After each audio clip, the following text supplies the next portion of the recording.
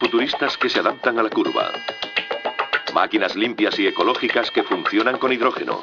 Sistemas de seguridad que evitan accidentes. Vehículos que impulsan el desarrollo tecnológico. Coches del futuro a continuación en Maravillas Modernas.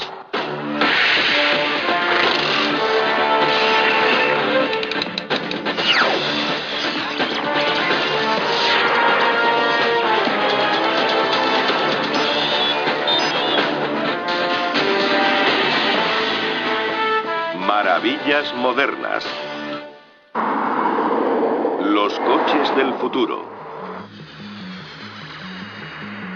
¿Qué conducirá dentro de 10 años? ¿Y dentro de 20 o de 50? Dentro de 50 años podríamos conducir vehículos tipo Star Trek. La ciencia ficción lleva tiempo prediciendo el progreso tecnológico actual. Se puede avanzar todo lo rápido que podamos, pero teniendo cuidado de no adelantar a tu público. Adéntrese en el futuro de la tecnología automovilística y descubra que hay tantas predicciones como sueños y soñadores. El hidrógeno será una de las tecnologías rompedoras que alimentarán el futuro. Es increíble la cantidad de cosas que podemos hacer con la electrónica. Los coches no solo escucharán nuestras órdenes, también responderán. En el futuro usaremos sistemas eléctricos múltiples con los que podremos coordinar las diferentes funciones del vehículo a la vez. Los coches no solo reaccionarán, podrán predecir cada movimiento, saber lo que va a hacer el conductor antes que él mismo. El automóvil estará en permanente contacto con el conductor. No será un vehículo pasivo. Informará de los imprevistos en el momento justo, cuando se necesita conocerlos. El diseño aerodinámico y los materiales ultraligeros mejorarán las prestaciones de los coches del futuro. El modelo de los coches de carrera se abrirá camino en el mundo de los turismos. Adentrándonos en el futuro descubriremos maravillas tecnológicas inimaginables hoy. Pero ha costado mucho trabajo llegar hasta aquí y los sorprendentes cambios lo han convertido en un viaje increíble. Durante siglos, hombres como Leonardo da Vinci soñaron con inventar un vehículo autopropulsado. En 1769 el sueño se hizo realidad cuando el ingeniero del ejército francés Nicolas Cugnot montó una primitiva máquina de vapor en un carro de 3 ruedas. Los historiadores se refieren al Cugnot 1769 como el primer automóvil del mundo. Era una máquina de vapor con una enorme caldera situada ante la rueda delantera. Pero no funcionó. A partir de ese momento los inventores continuaron experimentando con coches de vapor, mientras otros desarrollaban vehículos eléctricos. Ambos lograron éxitos y fracasos. En 1886 los mecánicos alemanes Karl Benz y Gottlieb Daimler desarrollaron automóviles diferentes alimentados por un nuevo tipo de motor. Ambos construyeron un coche por separado. Cada uno por su lado se consideró como el primer vehículo práctico. Su sistema de propulsión era el motor de gasolina de combustión interna. El motor de combustión interna es mucho más eficiente, ocupa menos espacio y genera más potencia que los de vapor. Estos primeros motores de un cilindro funcionaban casi como los de hoy. En el interior de un cilindro se comprime una mezcla de combustible vaporizado y aire. A continuación, la chispa de la bujía genera una explosión controlada que empuja al pistón hacia abajo. Los pistones hacen girar un eje que transfiere la energía a las ruedas. Al final del recorrido se abre una válvula de escape y el gas de la combustión es expulsado del cilindro. En aquella época el sistema que mejor funcionaba era el motor de gasolina de combustión interna. Pero en aquel momento el futuro del automóvil seguía siendo incierto. Con el cambio de siglo solo había 8.000 vehículos en Estados Unidos, lo que suponía que menos del 1% de sus habitantes tenía coche. Si se preguntaba a alguien cuál sería el futuro de los coches sin caballos, no había duda. Respondía, eso no tiene futuro, son juguetes. Pero muchos vieron más allá de la simple novedad. En pocos años había más de 200 fábricas solo en los Estados Unidos. Eran principalmente coches caros y exclusivos. Un joven empresario llamado Henry Ford dirigía una de esas compañías. En 1908 Ford tuvo una idea. Lo sencillo era bueno, lo sencillo y barato mucho mejor. El resultado fue el modelo T, el primer coche práctico y asequible. Sus 4 cilindros generaban unos escasos 20 caballos de potencia, pero su impacto mundial fue incalculable. Hasta ese momento, la mayoría de los automóviles eran juguetes exclusivos de los ricos. El objetivo de Ford era hacer coches que pudieran ser un medio de transporte universal prácticamente para todo el mundo. Había máquinas muy avanzadas tecnológicamente. Eran elegantes en el sentido estricto de la palabra. Eran sólidas y muy fiables en aquella primitiva fase de la tecnología. Tenía un motor con un bloque de cilindros de una pieza, algo inusual para la época. Usó una aleación de acero que hacía el coche más ligero y resistente a la vez. Lo fortaleció y también contribuyó al abaratamiento de su fabricación.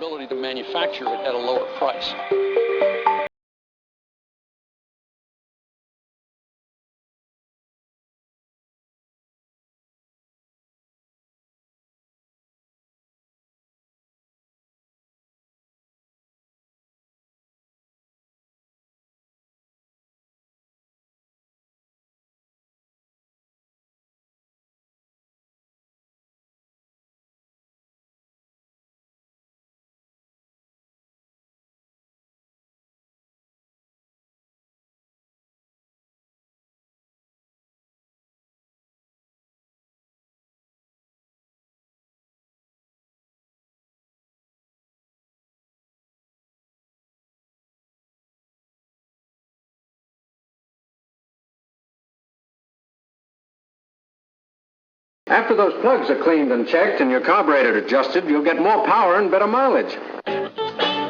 Los conductores pedían más potencia en sus pequeños motores de combustión interna. Los primeros coches tenían motores con 4 cilindros en línea. Los ingenieros pensaron que añadirle más cilindros era poco práctico porque el motor sería demasiado grande para encajar en un coche normal. Para solucionar el problema tuvieron una ingeniosa idea: colocar los cilindros en forma de V. El resultado sería máxima potencia en mínimo espacio. Cadillac diseñó y fabricó la primera producción en serie del 8 cilindros en V en 1914, pero era pesado y caro. Este tipo de motor se popularizó en 1932 cuando las cadenas de montaje de Ford lo fabricaron en serie, abaratando los precios. En los años 30, el mundo pasaba por una depresión económica, pero los fabricantes seguían compitiendo en su particular carrera por la potencia para atraer a los pocos compradores que aún tenían dinero en sus bolsillos. Aún había personas que no se habían visto afectadas por la depresión. Podían seguir gastando en coches. A finales de los años 20 y principios de los 30, los fabricantes presentaron modelos con 12 y 16 cilindros en V, doble árbol de levas en cabeza y 4 válvulas por cilindro.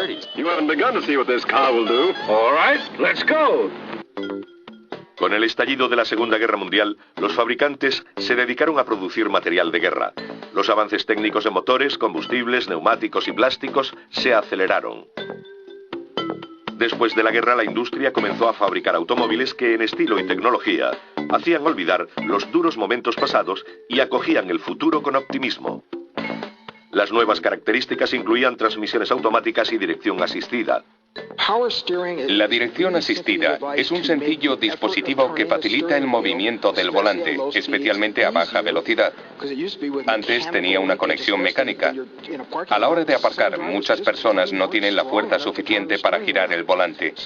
Este sistema usa fluido a presión para ayudar a moverlo. Aunque puede que la potencia y la comodidad sean la prioridad de la mayoría de los conductores, muchos buscaban experiencias más emocionantes en los coches deportivos. Una era de cambios estaba a punto de comenzar en Estados Unidos. Todo empezó con el primer coche deportivo de América, el Corvette, que se presentó en 1953. El Corvette se convirtió en icono de América. Pronto se convirtió en símbolo de la libertad, de la rebeldía del momento. Era relativamente asequible y divertido. Aunque sumamente atractivo, el Corvette era más ruido que nueces. Montaba un motor de 6 cilindros. Aunque tenía carburador múltiple, no era tan rápido como sus competidores europeos. En 1955 montó un 8 cilindros en V con 4.300 centímetros cúbicos. El control de tracción y la inyección se añadieron en 1957. La Chevrolet lo usó como banco de pruebas. Eso fue lo que el público quería que representara. Era un coche de ensueño, pero asequible. No era un sueño que se desvanecía al despertar. Aunque el atractivo biplaza fuera un coche de ensueño, muchos norteamericanos buscaban un deportivo que pudiera disfrutar toda la familia. Introducing the unexpected, the new Ford Mustang. Mustang, a brilliant new kind of car. Teníamos el biplaza Thunderbird. ¿Cómo hacer un deportivo con éxito? Poniéndole 2 asientos más. El llamativo Mustang barrió a la competencia. En 1964 casi medio millón de personas adquirieron uno, convirtiéndose en el automóvil más vendido en su primer año de producción. Es el viejo dicho, dales algo mejor y lo comprarán. Y lo hicieron. Tenía asientos envolventes. Era un coche atractivo. Ya contábamos con el Falcon, por lo que teníamos todas las piezas, los motores, la transmisión y los ejes. Solo hubo que rediseñar el aspecto, y fue muy caro. Tuvimos que cambiarle el envoltorio. Los jóvenes que conducían estos deportivos podían seguir las tendencias hippies, pero sus corazones ambicionaban potencia, y aparecieron los clásicos americanos o muscle car. Era una década de rebelión. Este tipo de coches utilizaba el motor más grande posible, metido en la carrocería más pequeña. Algo que las madres odiaban y los hijos adoraban. Llevaba grabada la palabra rebelión. Estos clásicos de finales de los 60 y principios de los 70 eran el centro de atención con sus potentes motores de hasta 450 caballos. Estos motores funcionaban muy bien a la hora de conseguir potencia. Consumían mucho, pero en aquella época se anunciaban carreras de corta distancia, y eso es lo que la gente compraba. En un coche como el Mustang se necesitaba un motor más grande. Partieron del 429 para después ampliarlo y hacerlo más pesado. Todo cambió con el Mustang del 69. Era una máquina diferente. Pero los coches con gran consumo de combustible estaban a punto de quedarse sedientos. En 1973 los países productores de petróleo de Oriente Próximo cerraron el grifo y los precios de la gasolina en Europa y Norteamérica se cuadruplicaron. Nos quedamos sin gasolina. El coste del combustible se disparó. Las compañías tradicionales seguían fabricando motores de 8 cilindros en V de consumo muy alto. There's a car that makes a man proud. It's the Toyota Corona. Japón y Europa ya fabricaban coches de menor consumo, rendimientos decentes y precio asequible. Las prioridades del conductor americano empezaron a cambiar. One thing though, you may not be too popular at your favorite gas station. Introdujimos esas soluciones en los coches que se vendían en América. Los clientes estaban preparados para los cambios. Acogieron la nueva tecnología, los coches más ligeros de peso, bajo consumo y menores emisiones de gases. Acogieron todos los conceptos que hemos perfeccionado con los años en nuestros mercados. Hoy hay más de 100 millones de coches en las autopistas norteamericanas. El siguiente paso de gigante en la tecnología del automóvil requiere soluciones radicales, y el único modo de conseguirlo es romper las reglas. A ello se aplican afanosamente los ingenieros actuales. Hoy se recorren un 300% más de kilómetros que en los años 60. Si los coches usaran tanto combustible y contaminaran tanto como entonces, tendríamos que buscar un modo alternativo de movernos, porque no podríamos vivir en un sitio así. Contaminaríamos la atmósfera. En la industria del automóvil tenemos que ser responsables. Tenemos que ser parte de la solución, no de la contaminación. Debemos hacer nuestros vehículos compatibles con las necesidades del planeta. Eso requiere un replanteamiento de la fabricación de nuestros vehículos, del diseño y de la potencia.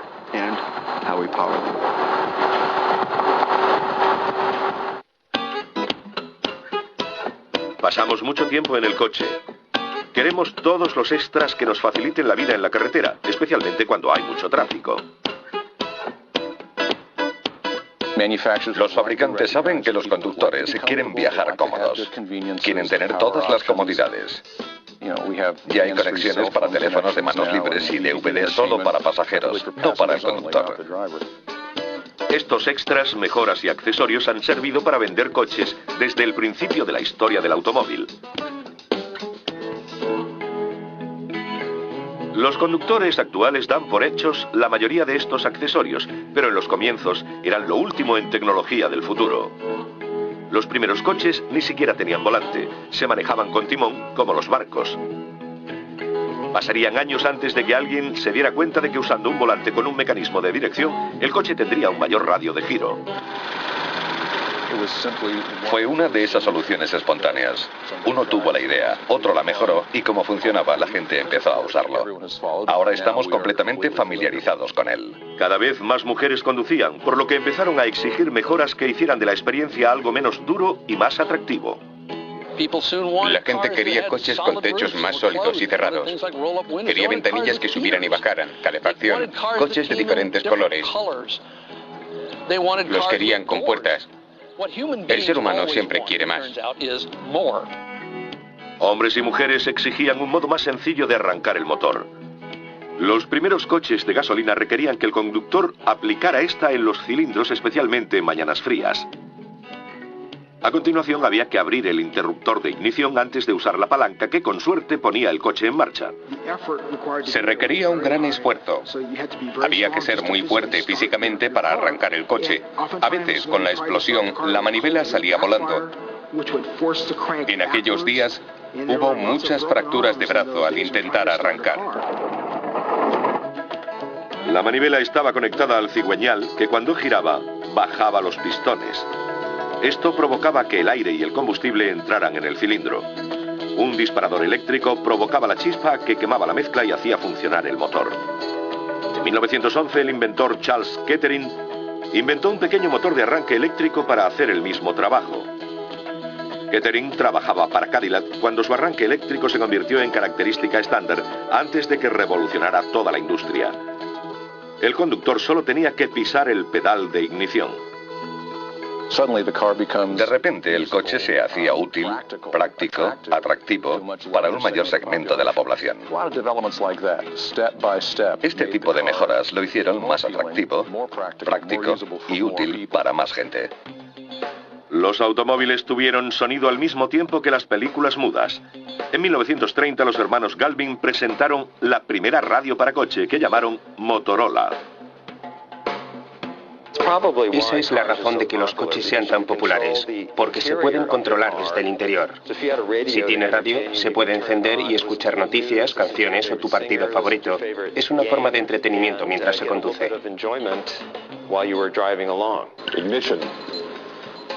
Hemos recorrido un largo camino desde la introducción de la Motorola.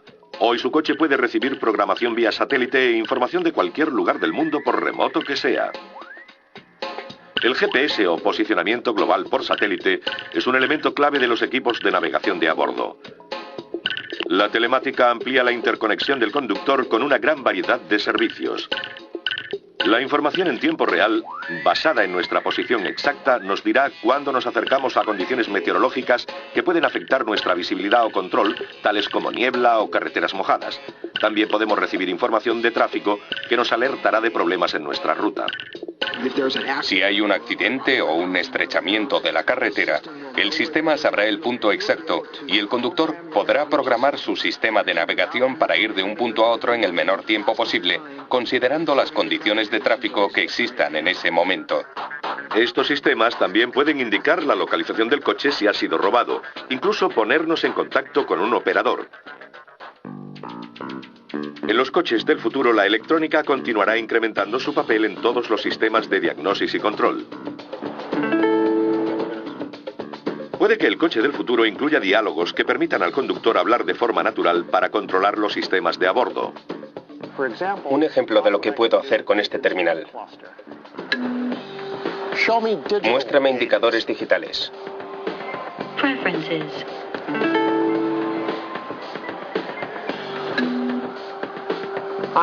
Tengo frío. Turning up the temperature 2 degrees. Desconectar voz. Preferences. Oh, okay. I'll be in the glove compartment if you need me. Incluso podrá decidir dónde quiere instalar los diferentes mandos de su coche. Mi mujer usa mucho más que yo el teléfono, así que probablemente lo pondríamos más cerca de ella. Yo uso mucho más la navegación porque suelo perderme con frecuencia. En nuestro caso, instalaríamos los mandos en sitios diferentes. Los coches de hoy cuentan al menos con 30 microprocesadores que optimizan los sistemas clave para maximizar su rendimiento y control. Los ordenadores ofrecen muchas posibilidades. Pueden vigilar o controlar casi todos los elementos de un coche. Es increíble la cantidad de cosas que podemos hacer electrónicamente. Son muy sencillas para nuestros clientes y eso es lo que nos gusta.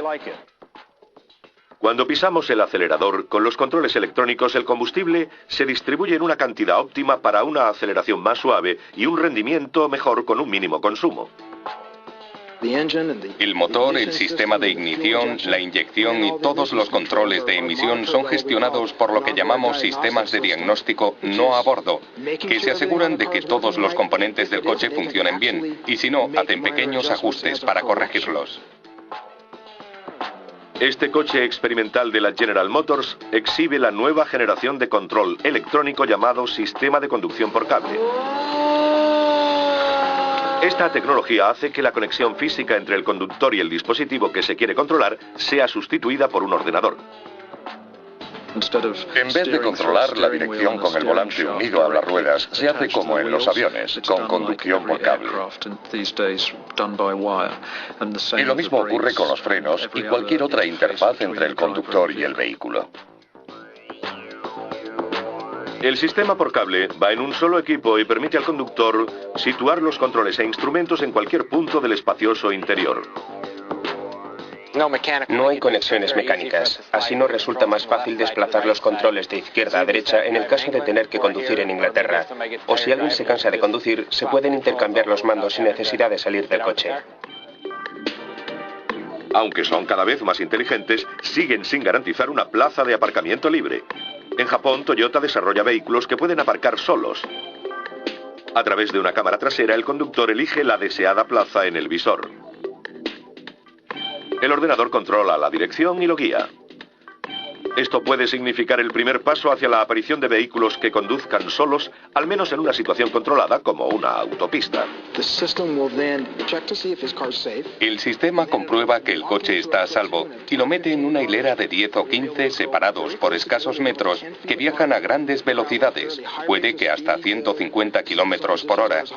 El conductor puede dejar el volante, sentarse en el asiento trasero y leer el periódico, hasta que el sistema le devuelve el control cerca del punto de destino.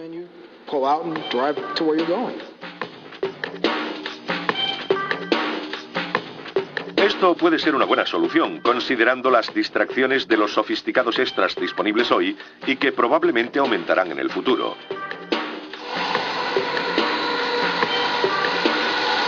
En el simulador de la Ford llamado Virtex o pista de pruebas virtual, se estudian los tipos de tareas que los conductores pueden hacer al volante con seguridad. Maintain the constant distance, watch for those events in the front and watch for those events in the rear. So basically you've got 5 things to do that you're trying to pay attention to while we then ask you to do other things. What we're interested in looking Nos interesa estudiar los efectos de los nuevos elementos instalados en los vehículos. Cosas como el teléfono móvil, los sistemas de navegación o los visores de información. Estudiamos los efectos sobre los conductores que se supone que deben prestar atención a la conducción. Su estudio descubrió que los teléfonos manos libres apenas distraían, pero las llamadas entrantes seguían siendo un problema. En el futuro puede que el coche decida si coger o no el teléfono. El vehículo sabe lo que está ocurriendo a su alrededor, tal vez con cámaras, y decide si hay peligro o no. El conductor quizá debe prestar más atención en ese momento. Entonces el sistema toma la decisión y desconecta el teléfono. Ese es el tipo de cosas que podrían ocurrir en el futuro. Desde principios del siglo XX han muerto en accidente de tráfico el doble de norteamericanos que en todas las guerras en que ha participado el país. Los accidentes empezaron cuando aparecieron los automóviles. Siempre que se conduce, puede ocurrir algo inesperado y desafortunado. Puede que los primeros coches parecieran inofensivos, pero en realidad eran trampas mortales. Los primeros automóviles eran muy poco seguros. Eran muy altos, lo que les hacía propensos a volcar. Solo tenían frenos en las ruedas traseras y funcionaban muy mal. Los fabricantes no querían ni oír hablar de seguridad. Pensaban que eso no vendía y que no debían recordar a los consumidores la posibilidad de un accidente. Las primeras mejoras fueron muy simples. Bajando el centro de gravedad aumentó la estabilidad. Ensanchar las ruedas mejoró el trazado de las curvas y la conducción en general. Las víctimas de accidentes se cortaban con los cristales del parabrisas. Después de estudiar la situación, los ingenieros dieron una solución: los cristales de seguridad. Se trata de dos hojas de cristal adheridas a una fina capa de plástico entre ellas. El propósito es sujetar el cristal en vez de dejar que se haga añicos. La empresa sueca Volvo fue pionera en materia de seguridad. En 1949 instaló los primeros cinturones de seguridad. En 1959 dio un paso más con los cinturones de 3 puntos de anclaje, demostrando que evitan que la víctima del accidente salga despedida. Pero la seguridad seguía siendo un tema tabú para el conductor norteamericano. La prensa me acusó de decir que la seguridad no vendía. Yo no lo había dicho así. Afirmé que no podía venderla porque la gente no la compraba. Entonces empezamos a anunciar las novedades. Habíamos acolchado el salpicadero e instalado cinturones de seguridad. La mayoría ni siquiera sabía para qué servían y no podíamos sujetarlos a la fuerza. Los cinturones de seguridad se hicieron obligatorios en todos los coches vendidos en Estados Unidos en 1967. Ahora son más que un extra. La ley exige su uso. Hoy lo último en su diseño es el sistema de 4 puntos de anclaje. El sistema de 3 puntos es bueno, pero en algunas circunstancias la víctima puede salir despedida porque no sujeta uno de los dos hombros. El sistema de 4 puntos funciona igual que en un coche de carreras. Se está más sujeto al asiento. Y no solo el conductor. También hay un asiento trasero pensado para los más pequeños. En el futuro veremos asientos ajustables que se elevan. Así el niño puede ver bien y el cinturón le resultará cómodo. Muchos niños mueren en accidentes al no usar los cinturones porque les resultan incómodos y no pueden ver lo que ocurre delante. El futuro de los cinturones de seguridad incluirá pretensores unidos a sensores que reaccionan a frenazos bruscos o incluso detectan colisiones.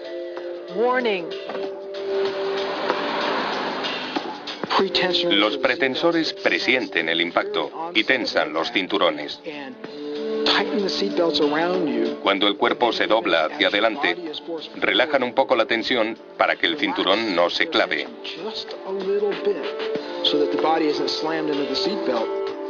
Pero hay un avance mucho mayor oculto tras las ruedas.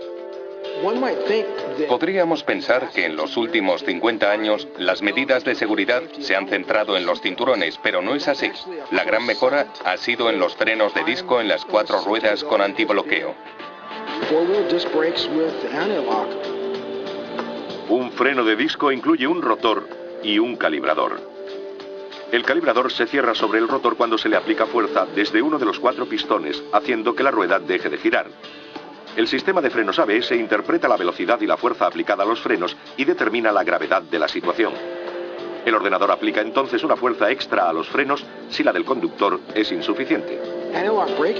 El sistema ABS evita que las ruedas se bloqueen en una situación de emergencia, liberando al conductor de tener que pisar el freno con todas sus fuerzas. Así puede controlar la dirección y evitar derrapar. Ningún dispositivo de seguridad ha sido más alabado o criticado por consumidores y fabricantes que el airbag. La investigación comenzó a principios de los años 70.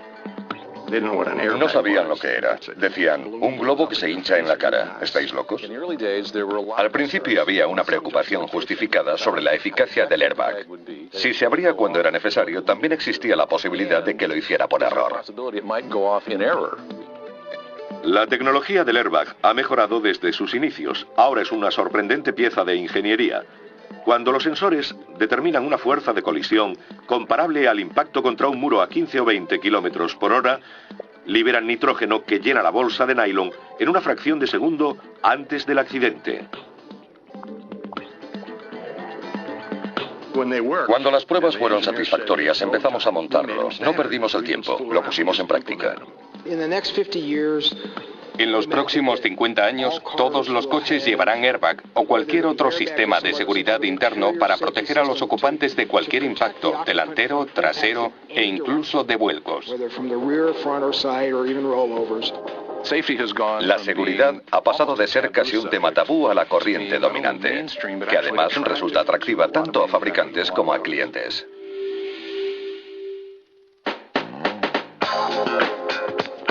Este pequeño deportivo es un laboratorio en movimiento. Volvo lo llama coche concepto de seguridad. Está equipado con tecnología del futuro. La tecnología será transparente, mejorará la conducción. El radar de colisión delantera informa al control de velocidad cuando se acerca demasiado y demasiado rápido. El conductor puede estar adormilado y no ver que su coche se acerca peligrosamente a otro. El sistema emite una alarma visual y auditiva de la cercanía para que se pise el freno. Cuando los sensores dejan de detectar al vehículo de delante, acelera de nuevo hasta la velocidad seleccionada. El asistente de cambio de carril nota cuando un coche entra en ángulo muerto por el carril de al lado e informa antes de que se cometa un error. Y hay cámaras por todo el vehículo para ver mejor los ángulos laterales, lo que hay detrás y qué están haciendo los niños. Queremos crear un coche en el que no haya sorpresas en cualquier situación. Este vehículo está diseñado específicamente para ver mejor lo que ocurre fuera. Una prestación singular es que dispone de un sensor que estudia el blanco de los ojos del conductor y eleva el asiento hasta una posición que permita ver mejor el exterior. Todo se ajustará a la posición perfecta para la conducción. El asiento, los pedales, el volante, incluso la palanca de cambios. Una vez situados, los ángulos muertos desaparecerán. El montante del parabrisas es casi transparente para poder ver a través de él. El típico ángulo muerto por encima del hombro, provocado por el bastidor de la puerta, también se reduce en un 25% porque está curvado hacia adentro. Este diseño también añade protección en caso de vuelco. El avanzado equipo de luces usa sensores que ajustan automáticamente los faros a los cambios en la carretera. El sistema de visión nocturna ayudará a ver en la oscuridad, preparando al coche para reaccionar antes de que lo haga el conductor. La siguiente fase de los sistemas de visión nocturna consiste en ver con claridad lo que está ocurriendo en la carretera y analizar así las medidas a tomar.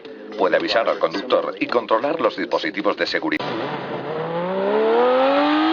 Hay coches y hay deportivos.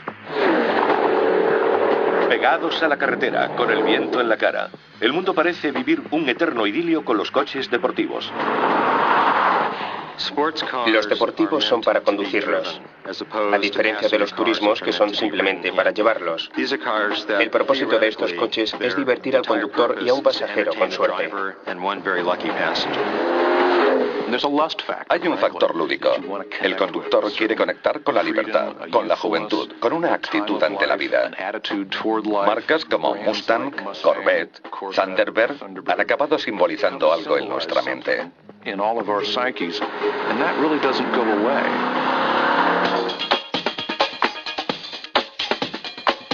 Pero no todo es diversión. Los deportivos tienen un importante papel en el futuro de la tecnología automovilística. Desde 1904, cuando Mercedes convirtió su primer coche de carreras en turismo, las innovaciones han pasado de la competición a los deportivos para terminar después en los turismos. La competición ha sido la gran instigadora de las mejoras en la tecnología. Sus ingenieros se entrenan en el campo del deporte del motor. Hacen uso de la última décima de milisegundo para mejorar en velocidad, conducción, potencia, transmisión, electrónica, control de tracción, frenos y todo lo que esté relacionado con el vehículo.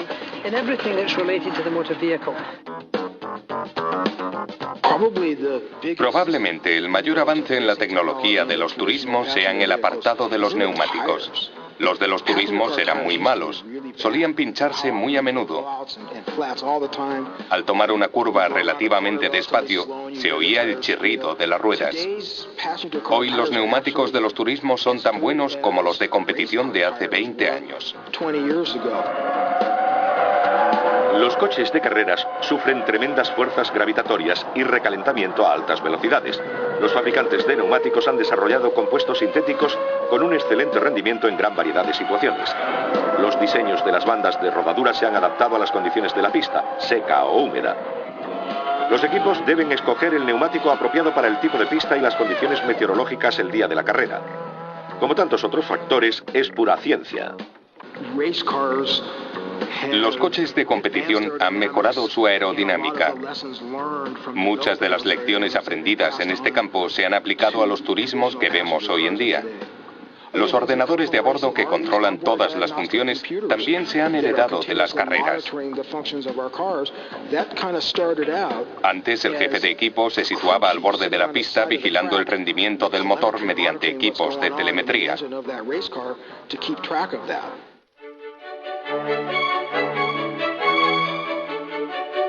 Aunque muchos fabricantes han participado en competiciones con distinto éxito, pocos nombres son sinónimos de turismo y coche de carreras a la vez. Ferrari personifica esta idea.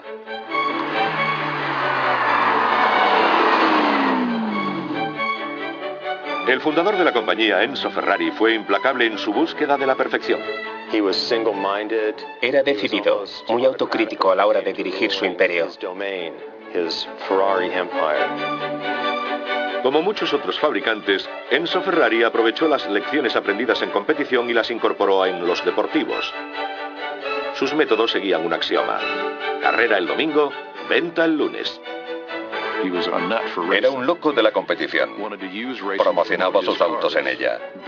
Primero fabricó coches de carreras y después los vendió como forma de financiar sus actividades en el circuito. Eso aumentó las razones para querer tener un Ferrari. La gente que hoy compra uno adquiere también participaciones en la Fórmula 1 de Ferrari, porque las dos actividades van unidas.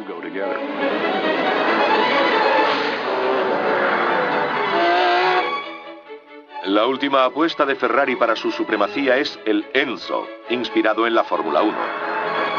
Un cohete de 660 caballos con motor de 12 cilindros en V, aceleración de 0 a 100 en 3,65 segundos y una velocidad punta de 350 kilómetros por hora. La aerodinámica domina los diseños de sus Fórmula 1 y el estilo del Enzo sigue la misma función: oponer la menor resistencia al aire. Los ingenieros de Ferrari han diseñado el coche para ser aerodinámicamente estable.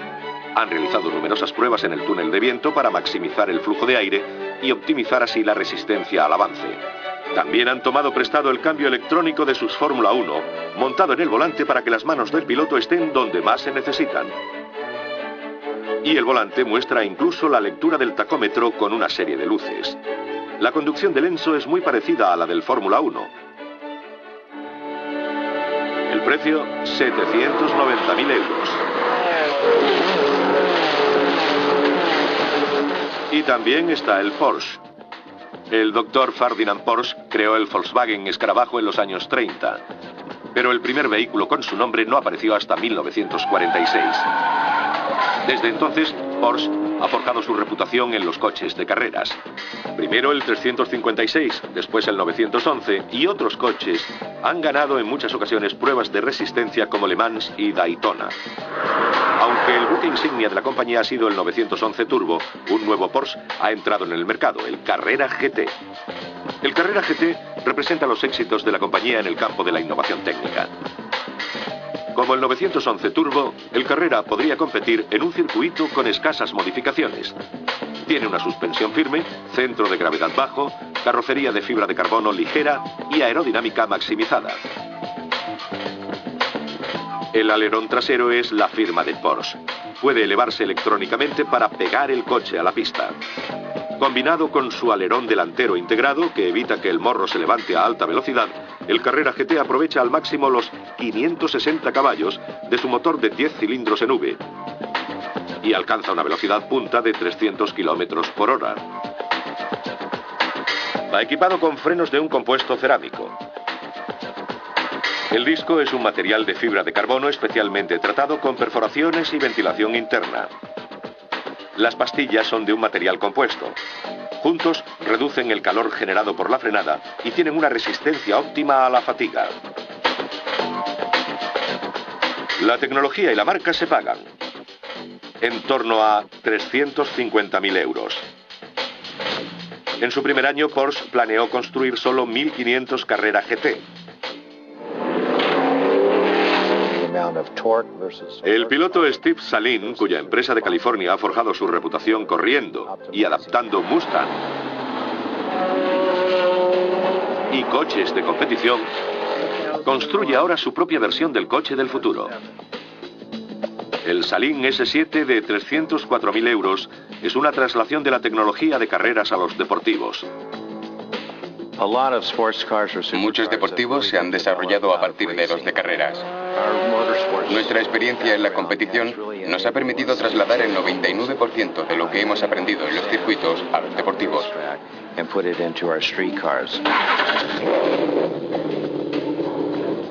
Todos los S7 se hacen a mano.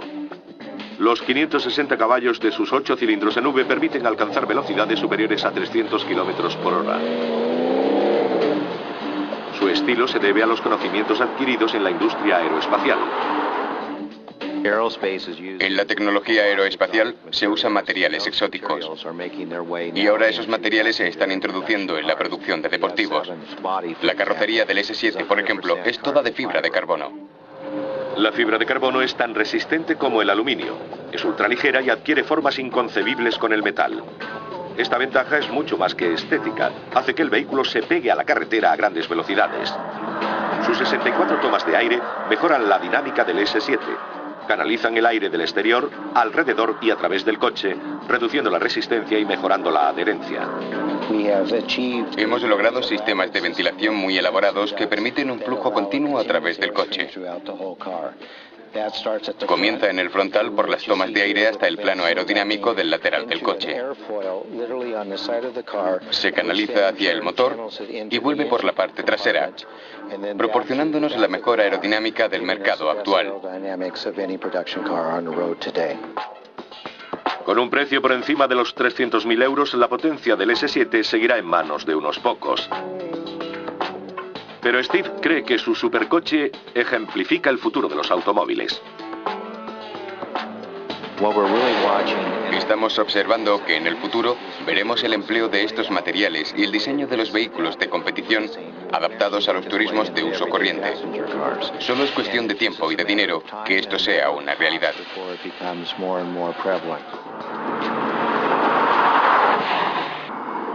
Los coches del futuro.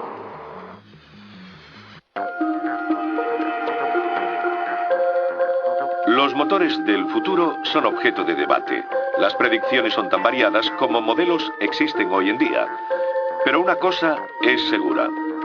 Estamos al borde de una revolución como la que propició la era del automóvil. ¿Seguiremos usando motores de pistones que funcionen con gasolina? Quizás volvamos a los eléctricos. Hay un nuevo sistema de propulsión llamado pila de combustible. Quizá ahora sea el momento de cambiar. El debate está abierto, como ya ocurrió entonces. Al principio del siglo XX, el futuro técnico de los coches sin caballos era incierto. No había una tecnología dominante. Los primeros coches funcionaban con métodos muy variados.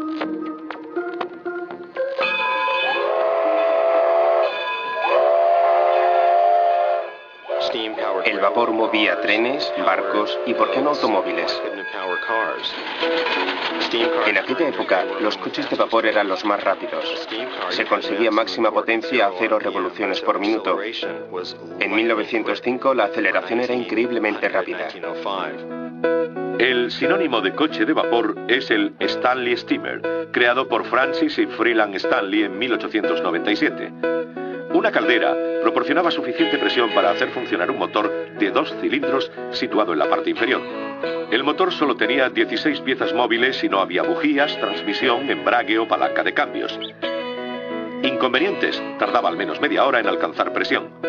En 1906, los hermanos Stanley construyeron un aerodinámico modelo de carreras con motor de vapor de 2 pistones gemelos de 3.000 centímetros cúbicos, equivalente a uno de combustión interna de 8 cilindros en V y 12 litros. El piloto Fred Marriott estableció un récord mundial de velocidad a 204 kilómetros por hora en la playa de Daytona, que permanecería imbatido durante 4 años. El vapor perdió terreno frente a la gasolina cuando el motor de arranque del Cadillac facilitó la puesta en marcha. Además del vapor, los coches también podían funcionar con electricidad. El coche eléctrico era silencioso, limpio y fácil de conducir. Se hicieron populares porque las mujeres de la época no tenían que mover la manivela ni preocuparse de encender la caldera. Solo había que subirse, pulsar un interruptor, empujar una palanca y el coche arrancaba silenciosamente y sin esfuerzo. Y también estaba el motor de combustión interna de gasolina. La gasolina aportaba más potencia que ningún otro combustible. Repostar era sencillo y bastante rápido. La gasolina era muy eficiente.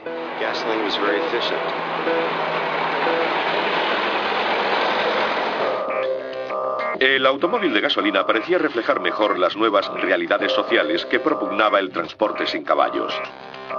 Tenía mayor autonomía y velocidad, proporcionando más movilidad y libertad. La elección de la gasolina como principal combustible se vio impulsada por un gran descubrimiento y la buena disposición de la industria. Cuando se descubrieron grandes reservas petrolíferas en Texas a principios del siglo XX, la gasolina era el siguiente paso, no había duda. Pero hoy, las menguantes reservas, la reducción de la capa de ozono y otras presiones medioambientales han llevado a los fabricantes a mejorar los motores de gasolina. Hay muchas presiones medioambientales para reducir a cero la emisión de gases contaminantes. Esto ha obligado a los fabricantes a trabajar en motores de gasolina con los mismos niveles de emisión que los eléctricos. Hay muchos que ya se han puesto manos a la obra. Consumen menos combustible y para su tamaño son más potentes que los coches del pasado. Probablemente son los mejores que se han fabricado nunca. Pero gasolina no es la única opción. La tecnología ha creado una gran variedad de nuevos motores que pueden mejorar los vehículos del mañana. Hay un gran debate sobre cómo serán los motores del futuro. De combustión interna, eléctricos, diésel, con pilas de combustible, solares. Son nuevas tecnologías emergentes que mejoran los motores de combustión interna. Creo que se integrarán todas. Esa integración de fuentes de energía alternativa potenciales tardará años en desarrollarse, pero ya hay una versión en el mercado, la tecnología híbrida con gasolina. Los híbridos son coches que usan dos fuentes de energía. Ya estamos familiarizados con el híbrido eléctrico, que es un motor de combustión interna de gasolina unido a un motor eléctrico. Toyota es uno de los fabricantes comprometidos con este tipo de motor, presentando el Prius en Estados Unidos en el año 2000. Este vehículo es la segunda generación de tecnología híbrida de Toyota en el mercado norteamericano. Combina un motor de 1.5 litros de gasolina con un potente impulsor eléctrico y un sistema de baterías en la parte trasera. También cuenta con un sofisticado ordenador que registra la velocidad y la aceleración y decide cuándo usar el motor de gasolina o el eléctrico para una mayor autonomía, o la combinación de los dos para proporcionar el consumo más eficiente. Consume 4,3 litros a los 100 kilómetros en ciclo combinado de ciudad y carretera. Los motores de gasolina tienen un buen consumo a una velocidad constante en carretera, aunque no es así en la conducción urbana. Por el contrario, los eléctricos son muy eficientes en ciudad, pero no en carretera. El Prius utiliza tecnología vanguardista porque de manera sinérgica combina lo mejor de un motor de combustión interna y de un sistema eléctrico. El primero permite usar la infraestructura existente, las gasolineras, el combustible y las normas de emisión de gases. Los componentes eléctricos van más allá de lo que puede hacer el de combustión y nos descubren un mundo nuevo. El motor de gasolina recarga la batería para hacer funcionar el eléctrico e incluso cuando se usan los frenos, alimenta un generador que recarga la batería para que no se pierda esa energía. Un sistema increíble. Y es el futuro. La tecnología híbrida tiene sentido en vehículos grandes. La desventaja es que se necesitan dos sistemas de energía, dos motores, una batería y el depósito de combustible habitual. Es útil en coches motores grandes porque tienen espacio para todos los componentes. Chrysler ya trabaja en un vehículo así para uso industrial y militar. El Dodge Ram combina un motor diésel de 500 caballos con uno eléctrico que también genera corriente continua. Lo llaman el contratista especial. Es nuestro objetivo. Creemos que el mundo sabrá apreciar el valor de este vehículo. Nuestros esfuerzos nos proporcionarán un 10 u 11% de ahorro de combustible. El modelo U de Ford es un híbrido experimental. Combina un motor eléctrico con uno de combustión interna que usa hidrógeno en vez de gasolina. Fue un modelo interesante porque dio una gran importancia al diseño. Nuestro departamento de investigación avanzada imaginó cómo podría ser la siguiente generación del modelo T.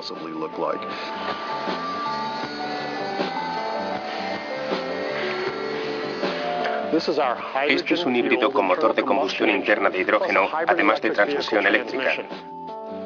Muchos creen que algún día el hidrógeno sustituirá a la gasolina. Los ingenieros ven estos híbridos como la plataforma para comprender la potencia del hidrógeno. Comenzamos con el mismo motor que tienen las camionetas modernas de Ford. Usamos hidrógeno en vez de gasolina para alimentarlo. Este es el sistema de transmisión eléctrica, en el que hemos añadido un motor eléctrico a una transmisión automática estándar. Como otros híbridos, es un sistema paralelo. Cuando se necesita mayor rendimiento del combustible, se puede utilizar cualquiera de los motores o ambos a la vez. El consumo mejora un 30%. Ya hemos hecho algunos estudios y hemos descubierto que un coche con hidrógeno tiene la misma seguridad que uno con gasolina. Ambos tienen ventajas e inconvenientes. La gente no teme los riesgos de conducir coches de gasolina. Lo hacemos a diario. Cuando pase el miedo al hidrógeno, nos sentiremos igual de cómodos con estos coches. Y los híbridos podrían llegar a tener más de 2 fuentes de energía. Se podrían llevar media docena en el mismo vehículo. Pila de combustible, energía solar y gasolina, sin perder de vista la potencia humana. Podría haber unos pedales que nos permitieran movernos entre el tráfico sin necesidad de usar una fuente externa, simplemente pedaleando.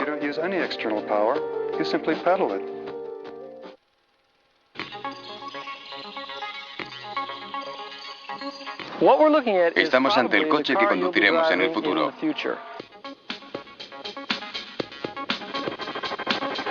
Por fuera se parece a un Ford Focus normal. Lo que le hace especial es que tiene el sistema más avanzado del mundo. Es una pila de combustible, un coche eléctrico que funciona con hidrógeno. El tipo de motor que usaremos dentro de 20 años. Un coche con pila de combustible es eléctrico. Lo que impulsa las ruedas es un motor eléctrico. En vez de llevar batería, tiene una pila de combustible que convierte el hidrógeno y el oxígeno en electricidad para mantener cargadas las baterías. En el tipo más común de pila de combustible, llamada membrana de intercambio de protones, los átomos de hidrógeno se separan de sus electrones. Los protones con carga positiva pasan a través de la membrana de intercambio, mientras que los electrones pasan por un circuito para proporcionar energía eléctrica. Al otro lado, iones y protones se unen al oxígeno del aire para convertirse en agua. La única emisión posible es vapor de agua, y el rendimiento es considerable. En el Ford, la pila de combustible consigue 85 kilovatios de potencia, el equivalente a 117 caballos. La pila de combustible existe hace tiempo. Lo que es nuevo es nuestra capacidad de usarla en un automóvil y hacer que funcione. La historia reconoce al abogado y científico inglés Sir William Robert Grove como el hombre que desarrolló la pila de combustible en 1838.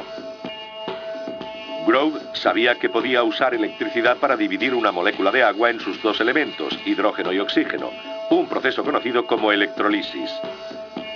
Y pensó que también podría invertir el proceso. Su batería de gas funcionó y fue conocida después como pila de combustible.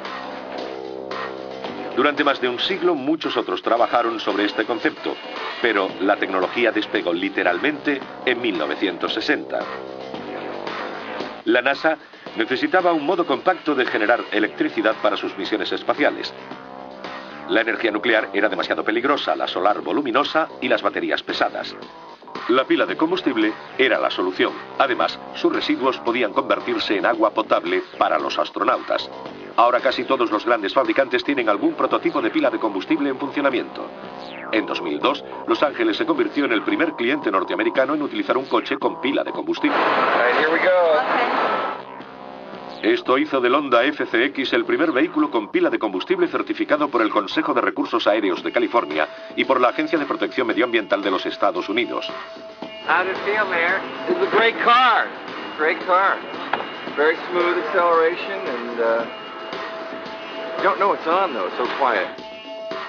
El Honda FCX tiene 80 caballos con una velocidad máxima de 150 km/h y un rendimiento similar al Honda Civic de 2002, pero sin emisiones contaminantes. BMW está probando un modelo de lujo de la serie 7. Tiene un motor de combustión interna convencional alimentado con hidrógeno, pero lo consigue de un tipo diferente de pila de combustible, la SOFC o pila de combustible de óxido sólido. Este generador auxiliar puede crear hidrógeno a partir de una gran variedad de fuentes, incluidas la gasolina y el gas natural. El combustible pasa por un refinador que lo procesa antes de su conversión a hidrógeno a través de sus pilas de combustible bajo el maletero. El generador auxiliar también funcionará a 42 voltios en vez de a 12, lo que será normal dentro de 5 años. Los sistemas convencionales necesitarán motores y alternadores más grandes, con mayores sistemas de emisión para hacer lo mismo. Con la llegada de los sistemas de 42 voltios, varios fabricantes están construyendo coches con un generador más grande. Primero se emplea para arrancar, y cuando está en marcha, el motor sirve de generador para ocupar el sitio del alternador. Es lo bastante grande y potente como para que cuando lleguemos a un cruce, el motor se apague y vuelva a arrancar en cuanto se pise el acelerador. La idea es ahorrar la mayor cantidad posible de combustible. La pila de combustible experimental de Toyota es la FCHV, basada en el Highlander SUV. Alcanza velocidades de 152 km/h y una autonomía de 240 km. Los coches de hidrógeno del mañana no están tan lejanos. Ya hemos vendido 2 en California y están funcionando con gran éxito. Estamos desarrollando la tecnología para comercializarlos. La comercialización reducirá los altos costes de producción de estos vehículos, pero los fabricantes quieren asegurarse de que los coches del futuro sean tan prácticos como los del presente. Tenemos que hacer una tecnología fiable. Si el coche se colgara como se nos cuelga el ordenador, no nos serviría para nada. Lo que complica el funcionamiento de un automóvil con pila de combustible no es la pila, sino el combustible en sí. Aunque es uno de los elementos más abundantes en el universo, el hidrógeno es caro, difícil de aislar y altamente inflamable. Entonces, ¿por qué usarlo? Por su potencia. A igual peso triplica en energía a la gasolina y sin emisiones tóxicas. Les mostraré lo que hay en el maletero. Este es un vehículo con pila de combustible. En este depósito almacenamos el hidrógeno. El hidrógeno es como cualquier otro combustible. Hay que tratarlo con respeto y hacerlo de una determinada manera. No va a explotar. No es una bomba de hidrógeno. Es muy seguro. Ha pasado por pruebas de seguridad muy rigurosas, incluyendo las de grandes impactos. Hay otro obstáculo: encontrar hidrógeno en una gasolinera. En California se han construido algunas experimentales para dar servicio a los pocos coches con pila de combustible de hidrógeno que existen. Es una infraestructura muy diferente a la necesaria para hacer frente a un uso masivo. Pero los partidarios del hidrógeno creen que las ventajas superan a los inconvenientes. Repostar es muy sencillo. El hidrógeno no es sucio, no es tóxico, no se derrama y no huele. Se acopla a la manguera, el vehículo habla con la gasolinera y en 30 segundos puede seguir. Las estaciones de hidrógeno actuales emplean agua del grifo. Nosotros usamos electricidad a través del agua para separar el hidrógeno. Este se comprime, se introduce en el depósito del coche y funciona. No hay contaminación y la electricidad que usamos es renovable, solar, hidráulica o eólica. La única emisión es un poco de vapor de agua. Si tenemos sed, incluso podemos beber del tubo de escape. El hidrógeno es limpio, inagotable. Está en todas partes. Es la potencia que necesitamos para impulsar nuestra economía. Los costes se reducirán. Debemos crear una infraestructura para poder repostar este tipo de coches. Son dos obstáculos que tardaremos entre 15 y 20 años en perfeccionar antes de que se conviertan en algo común. Dentro de 10 años empezaremos a ver vehículos de hidrógeno por todas partes. Pero dentro de 15 o 20 años serán la norma. La tecnología de la pila de combustible también cambiará el diseño del automóvil. Es probable que los componentes que conforman todo el almacenaje del hidrógeno y el sistema de propulsión sean mucho más flexibles a la hora de montarlos. Los coches empiezan a tomar nuevas e interesantes formas. El motor de combustión interna dejará de ser el dominante.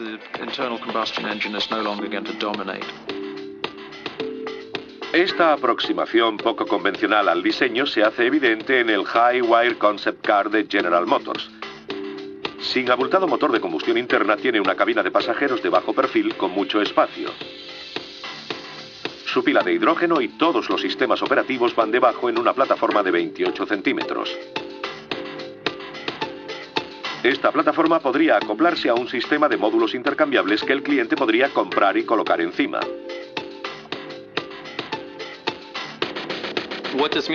La idea de esta plataforma es poder ir al concesionario y pedir un coche familiar, por ejemplo.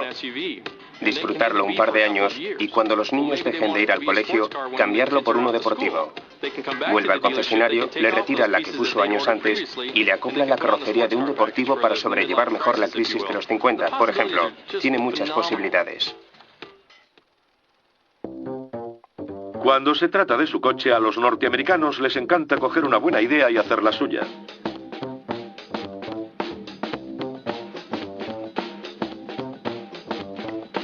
Para algunos es cuestión de estilo, para otros algo más profundo. Todos queremos decir algo, queremos expresarnos, y algunos lo hacemos con nuestros coches. Puede ser cualquier cosa, desde soy un tipo duro al que le gusta la velocidad, a trabajo para salvar el planeta.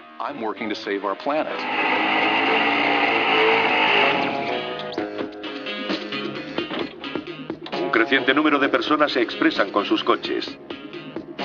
Adaptan, modifican y cambian sus vehículos para transformarlos en máquinas limpias y ecológicas.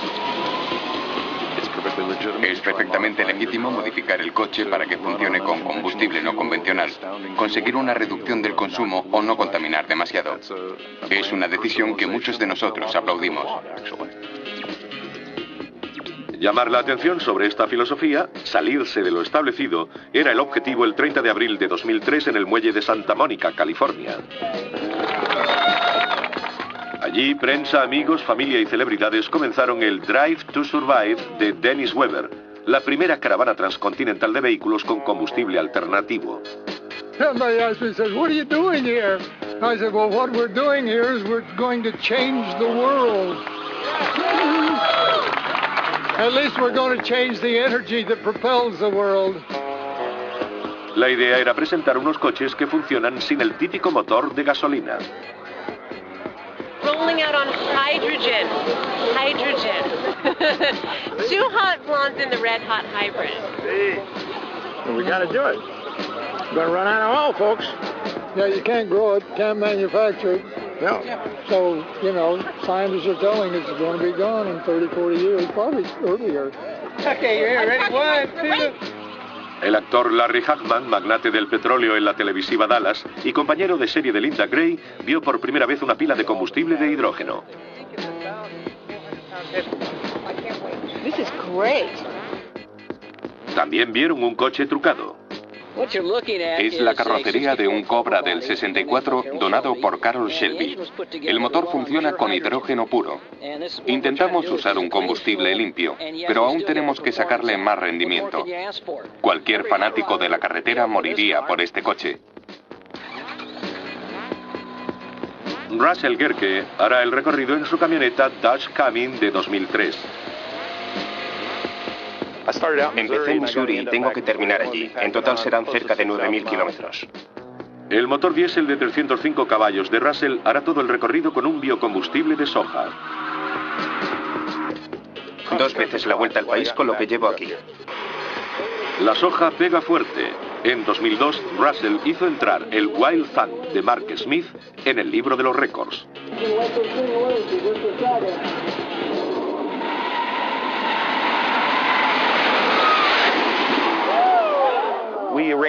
Recorrimos 340 kilómetros con un biodiesel y establecimos un récord mundial de velocidad con combustible renovable. Se hizo en una turbina, el combustible funcionó muy bien, era un gran coche. Alimentar un motor con biocombustible no es una idea nueva. Rudolf Diesel desarrolló la tecnología básica a finales del siglo XIX. Inventó el diésel para que funcionara con distintos combustibles, uno de ellos aceite vegetal. Cuando presentó el motor en una conferencia, lo hizo con aceite de cacahuete. Nosotros llamamos a estos combustibles ésteres de ácidos grasos. Han pasado 100 años y volvemos al diseño original, al motor que él inventó con éster de metilo. El combustible ecológico es un 90% más limpio que el diésel normal y consume 6,25 litros a los 100 kilómetros, duplicando el kilometraje sin pérdida de potencia. No hacen falta semanas ni meses. Podemos hacer combustible ecológico ahora mismo. La capacidad está ahí. Es rápido y sencillo. Los productos son comida, jabón y combustible. Eso es todo.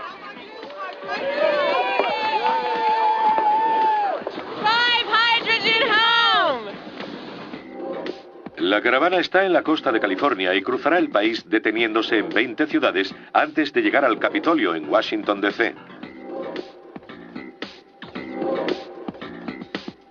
En el camino, los coches tienen que probar su tecnología, eficacia, rendimiento y durabilidad. La caravana es recibida con entusiasmo allá donde va. Finalmente, después de 15 días, llegan a la colina del Capitolio. It's great to see you. How was the drive? Terrific. That's just great. Siempre intentamos hacer cosas nuevas. Es la naturaleza del ser humano. Somos una especie creadora. Eso me recuerda a los días de los caballos cuando empezaban a hacer automóviles y la gente se preocupaba por los puestos de trabajo que se perderían.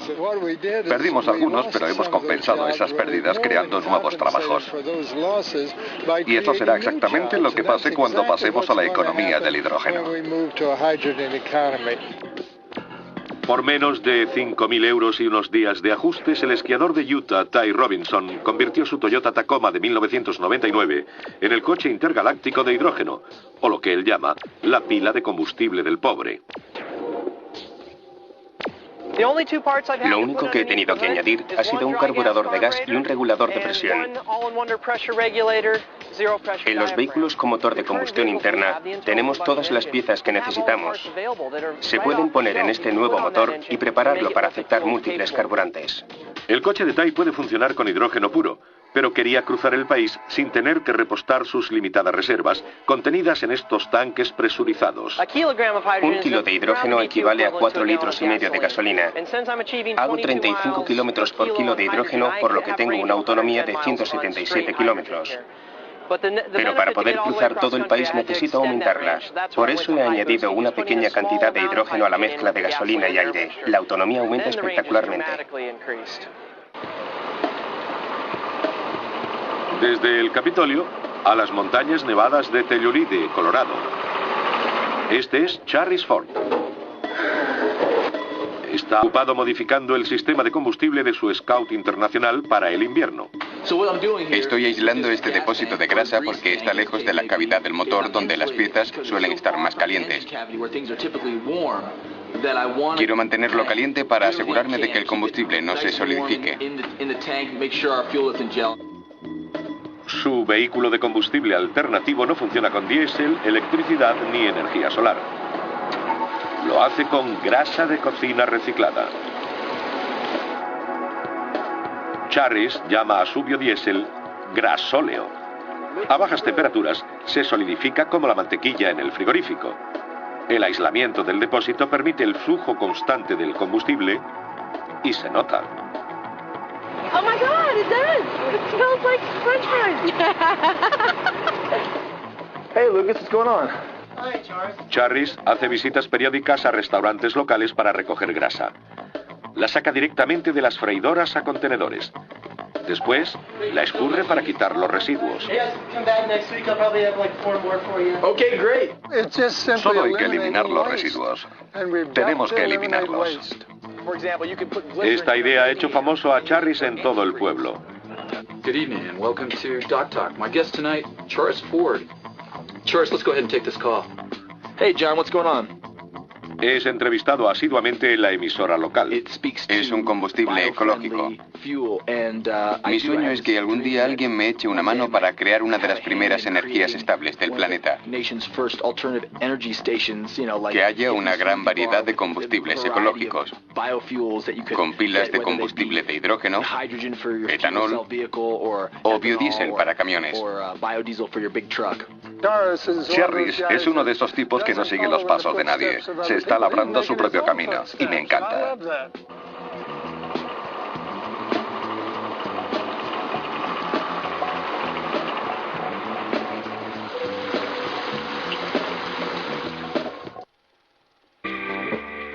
La tecnología ha hecho posible casi cualquier coche imaginable, pero el éxito o el fracaso de un modelo es una apuesta fuerte. Antes proyectábamos un modelo con 5 años de adelanto. Gracias a la tecnología hoy podemos hacerlo con 3. Cuando inviertes $1.000 millones tanto en una granja como en un coche, dentro de X años quieres recoger beneficios. Es el juego. Por eso para mí es un negocio fascinante. No es para todo el mundo y mucho menos para los tímidos. Por esa razón, los fabricantes confían en un tipo muy especial de vehículo. Uno que les ayuda a ellos mismos y al público a decidir si merece la pena poner algo así en el mercado. Son los concept car o coches concepto. Las empresas presentan sus últimas creaciones a bombo y platillo. Volkswagen Magellan. Los fabricantes usan estos vehículos experimentales para explorar el futuro. En los concept car vemos un fragmento del futuro, en unos más que en otros por la naturaleza del diseño. Este tipo de coches guía a los científicos, ingenieros y diseñadores en su trabajo de ensamblar todos los elementos para construir el mundo del futuro que nos espera. El coche concepto es un componente necesario en el desarrollo de la nueva tecnología. Cuando los probamos, no solo probamos su reacción, sino también su rendimiento en el mundo real. Podemos mejorar los coches del futuro.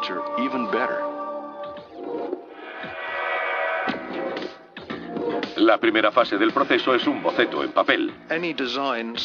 Todo comienza como una idea en la mente de los diseñadores. La primera fase es plasmar esa idea en el medio elegido para compartirla con todo el mundo. A continuación le dan forma en arcilla.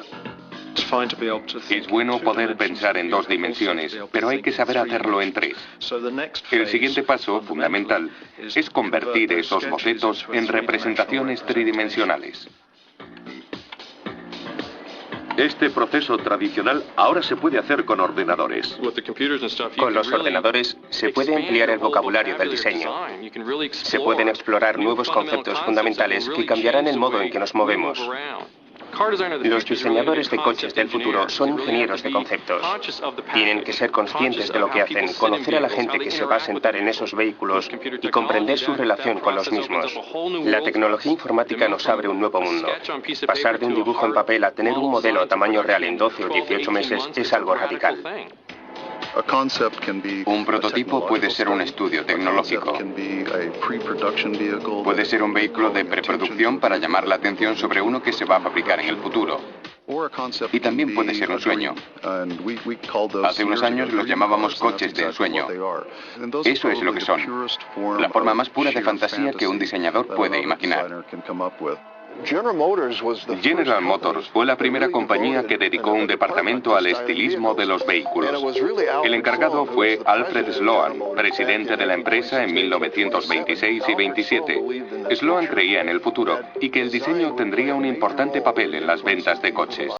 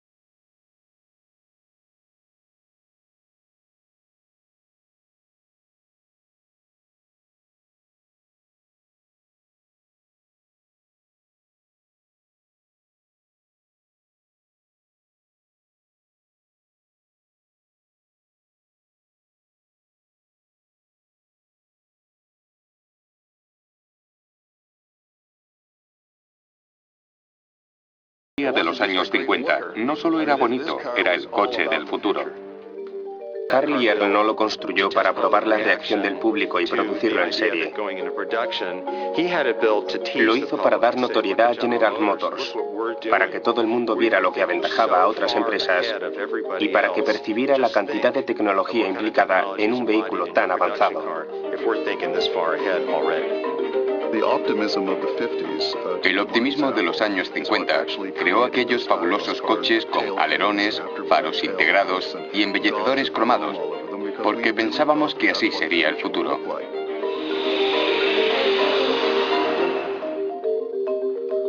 Aunque ninguno de estos fantásticos modelos llegó a la cadena de montaje, ayudaron a fabricantes y público por igual a encontrar la dirección del diseño para el futuro.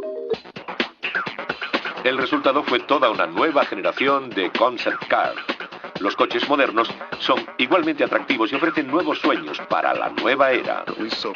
En este siglo todo es cuestión de elección.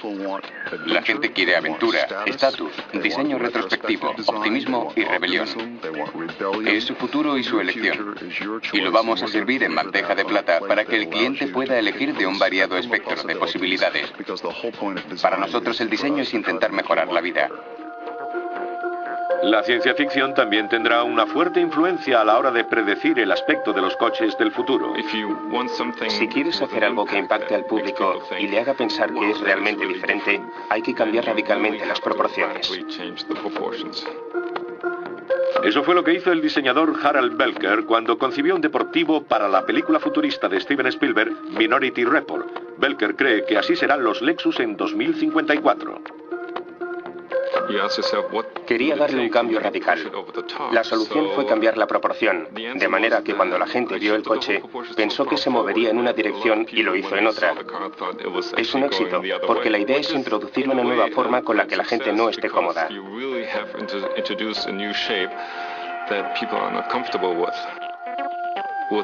Probablemente veremos muchos diseños más de este tipo, y en algún momento habrá quien introduzca formas completamente nuevas.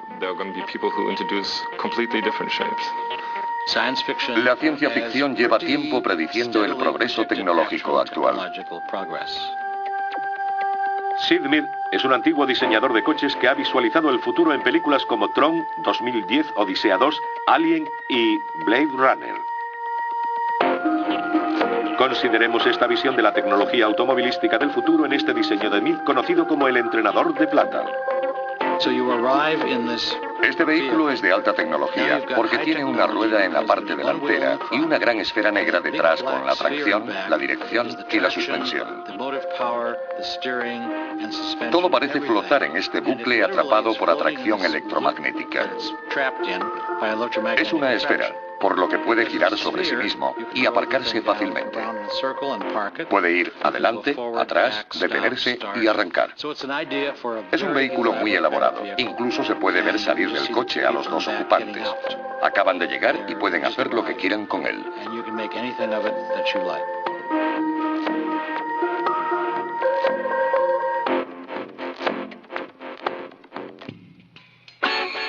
Lo último en tecnología automovilística tiene que ser un vehículo con todas las comodidades pero sin las limitaciones del suelo, el llamado coche volador.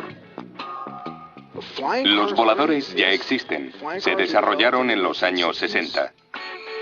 El primero de este tipo, certificado por la Administración de Aeronáutica, fue el Airfibian, un avión adaptado a la carretera.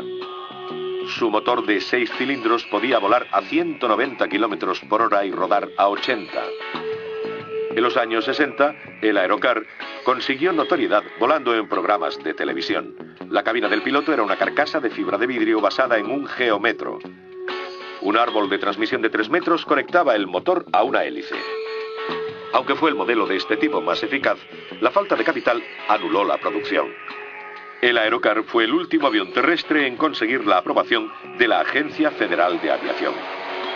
Carl Moller y su empresa Moller Internacional llevan trabajando desde los años 80 en la tecnología del aerodeslizador.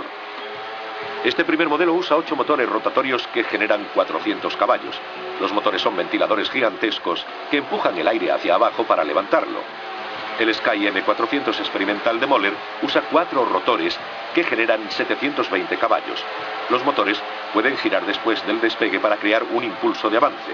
La velocidad máxima estimada es de 600 kilómetros a la hora. Este modelo generado en ordenador muestra cómo podría ser el aerodeslizador personal del futuro. Sus características de vuelo son muy parecidas a las de un helicóptero, pero mientras que cruzar el país puede resultar práctico, ir de compras se presenta como algo más complicado. Hay conductores que no miran a derecha e izquierda. Imaginen lo que sería estar en el aire y tener que mirar además arriba y abajo. Llegará el día en que contemos con la tecnología necesaria para hacer esos coches voladores tan buscados en los años 50. Los científicos saben que tendrán que estudiar por qué actúa la gravedad, ya que aún no lo sabemos, y cómo controlarla. Habrá que contar con un condensador de gravedad y controlar la energía que entra y sale de él, como en cualquier tipo de electrónica. Yo creo que lo conseguiremos.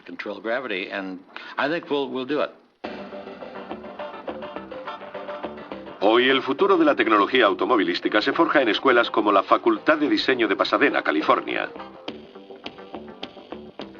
Este campus lleva 70 años formando a más diseñadores que ningún otro lugar del mundo. Aquí los estudiantes deben dominar las diferentes técnicas que necesitarán para diseñar los coches del mañana, un papel que tendrá más importancia en los años venideros. La industria automovilística del futuro tiene muchas posibilidades. Habrá una variedad de coches mayor para que un cliente pueda elegir según el uso que le dé. Aquí animamos a nuestros estudiantes a pensar en un tipo de vehículos que sigan proporcionando a los clientes libertad de uso sin ninguno de sus inconvenientes.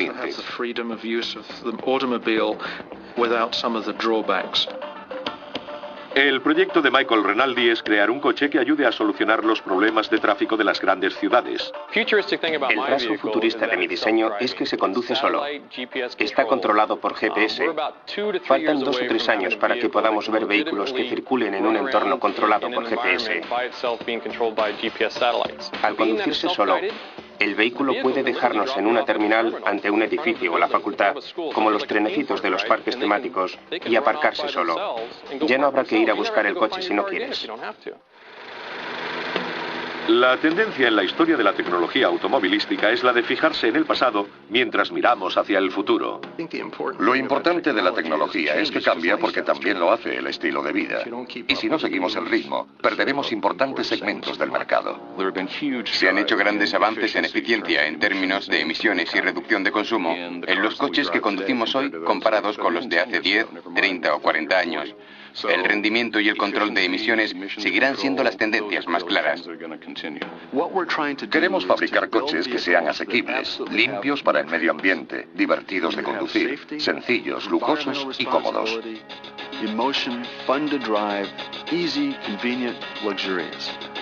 Los clientes de hoy no se conforman con una sola cosa, las quieren todas. Se pueden conseguir todas estas comodidades al mismo tiempo, pero también se puede elegir. Por ejemplo, un teclado en el salpicadero para decidir si se prefiere un mayor rendimiento o una mayor economía de combustible. Es muy difícil saber qué tipo de coches conduciremos en el futuro, pero sí sabemos que serán muy aerodinámicos. Serán limpios, usarán materiales que se puedan reciclar y tendrán mucho estilo. La próspera historia del automóvil ha demostrado una y otra vez que el único límite a su futuro es la capacidad del hombre para soñar.